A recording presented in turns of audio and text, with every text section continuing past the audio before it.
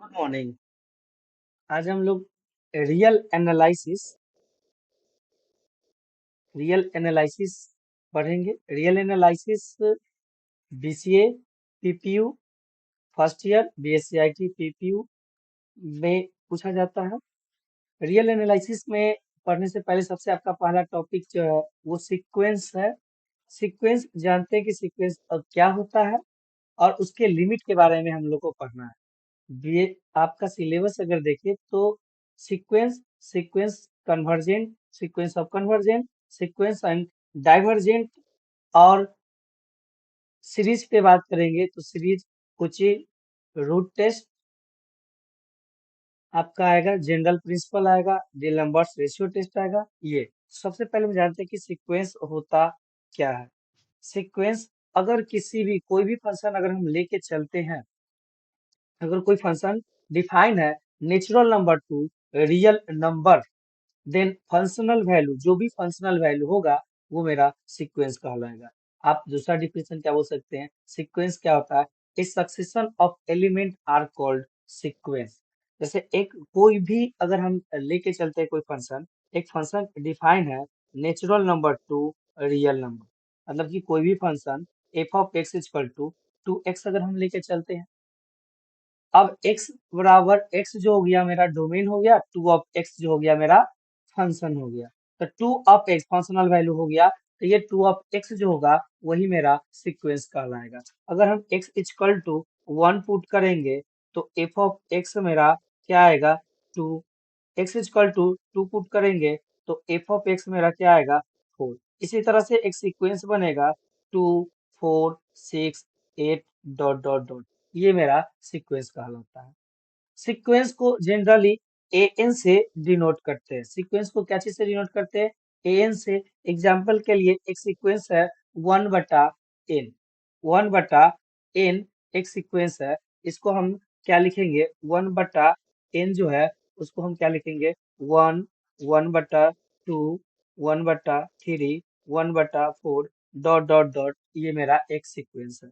कोई एक another example लेते हैं क्या, n/n+1, ये भी एक सीक्वेंस लेते हैं। ये क्या हो जाएगा आपका 1/2, 2/3, 3/4, ये मेरा एक सीक्वेंस है। अब सीक्वेंस है, सीक्वेंस में बहुत सारे टर्म्स हो सकते हैं। अब वो सीक्वेंस बाउंडेड है कि अनबाउंडेड है, कि बाउंडेड एबव है, कि वो बाउंडेड बिलो है, उसके बारे में बात करेंगे। कोई भी सीक्वेंस बाउंडेड सीक्वेंस कब होगा, तो बाउंड सीक्वेंस के बारे में बात करेंगे।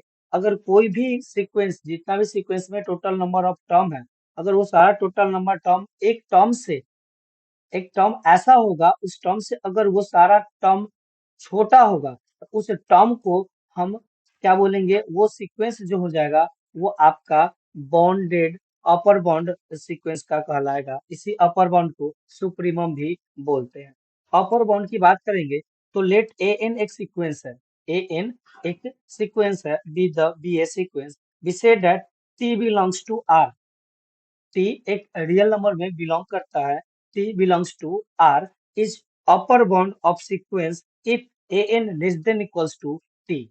मतलब एक सीक्वेंस दिया हुआ है A1 A2 A3 dot dot dot n, ये सीक्वेंस दिया हुआ है। इसमें से एक सीक्वेंस एक नंबर ऐसा जो होगा टी, जो कि ये सारे नंबर से बड़ा या इसके इक्वल होगा, तो उस टी को अपर बाउंड या उसी टी को सुप्रीमम बोलते हैं।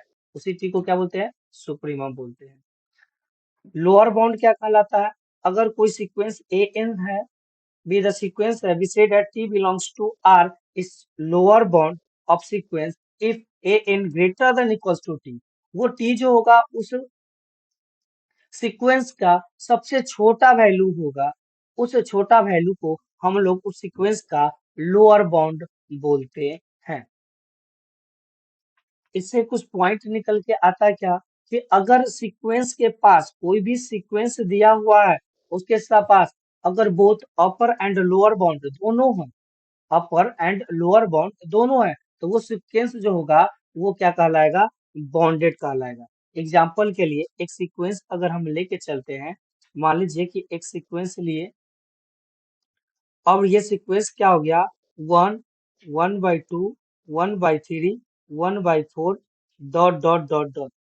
ये टर्म ये टर्म लेके चलते हैं, ये एक ऐसा टर्म। अब ये सीक्वेंस देखिए, ये एक सीक्वेंस हो गया। एक दूसरा सीक्वेंस अगर हम लेके चलते हैं, क्या ये इस टर्म टर्म तक जाएगा, या हम दूसरा सीक्वेंस ले लेते हैं, ये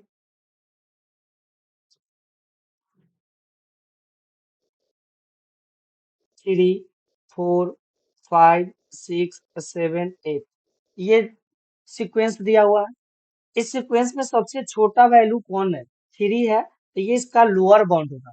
सबसे बड़ा वैल्यू कौन है, 8 है, तो ये इसका क्या कहलाएगा, अपर बाउंड कहलाएगा। और इसमें लोअर बाउंड अपर बाउंड दोनों है, तो इसको हम लोग बोलेंगे ये सीक्वेंस जो होगा वो बाउंडेड सीक्वेंस होगा। अगर कोई सीक्वेंस हमको दिया हुआ है और उसमें सिर्फ अपर बाउंड होगा, a sequence have only upper bound, then we say that sequence is bounded above. अगर किसी सीक्वेंस के पास सिर्फ लोअर बाउंड होगा, तो उसको हम लोग क्या बोलेंगे, बाउंडेड बिलो। और किसी भी सीक्वेंस के पास न अपर बाउंड होगा न लोअर बाउंड होगा, उसको हम लोग बोलेंगे अनबाउंडेड। क्या बोलेंगे, अनबाउंडेड। तो ये था सीक्वेंस,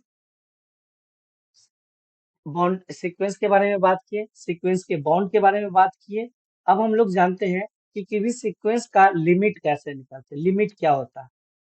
तो लेट अगर a n be the sequence है, if a n tends to L, so n tends to infinity, या as n tends to infinity where L is finite and unique, then we say that limit of sequence, L जो होगा is the limit of sequence कहलाएगा।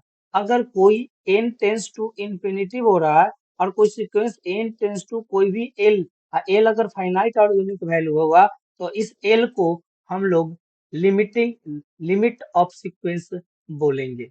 इसको denote करते हैं limit n tends to infinity n equals to l, that is n greater than equals to m. This implies that mod an minus l less than epsilon, where m is the very large quantity.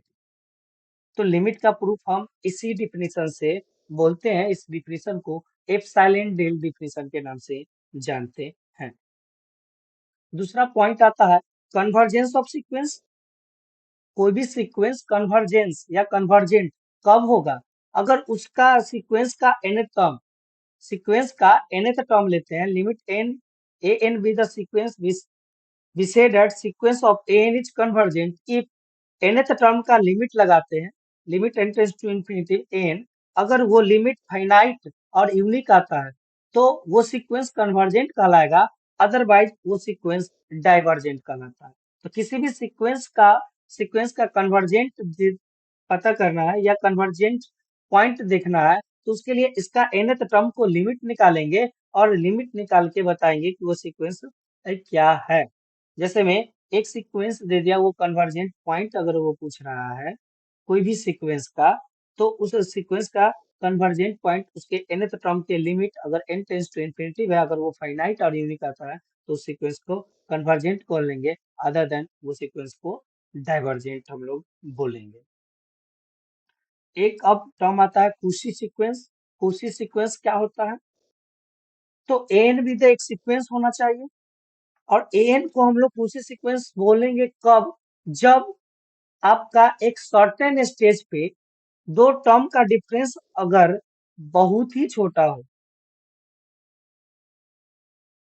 If the difference between two terms are very small after certain stage, then we say that sequence of an is Cauchy sequence. n greater than equals to m एक large number है, उससे बड़े पे हम देखेंगे this norm of mod of n plus p minus n less than epsilon. एक certain stage आएगा और वो सर्टेन स्टेज पे दो टर्म का डिफरेंस अगर बहुत ही छोटा आता है, वेरी स्मॉल क्वांटिटी, तो उसी को हम लोग बोलेंगे, उस सीक्वेंस को कोची सीक्वेंस। अब इस सब से रिलेटेड जितना भी टॉपिक पढ़ाया है, उस टॉपिक में से एक थ्योरम आता है, वो थ्योरम आपका वीवीआई थ्योरम है, ये एग्जाम में आएगा ही। State and proof Cauchy general principle of convergence, इसमें से 2 पॉइंट निकल के आता है। इसका नेसेसरी या sufficient condition for convergent of sequence is that Kochi sequence. कहता है क्या कि अगर कोई सीक्वेंस कन्वर्जेंट है तो वो कोची कोची सीक्वेंस होगा, अगर कोई सीक्वेंस कोची सीक्वेंस है तो वो कन्वर्जेंट होगा। इससे 2 थ्योरम इसमें से निकल के आता है क्या कि every convergent sequence is Kochi sequence and every Kochi sequence is the convergent sequence. तो ये थ्योरम हम नेक्स्ट वीडियो में प्रूव करेंगे। तो आज के लिए इतना ही।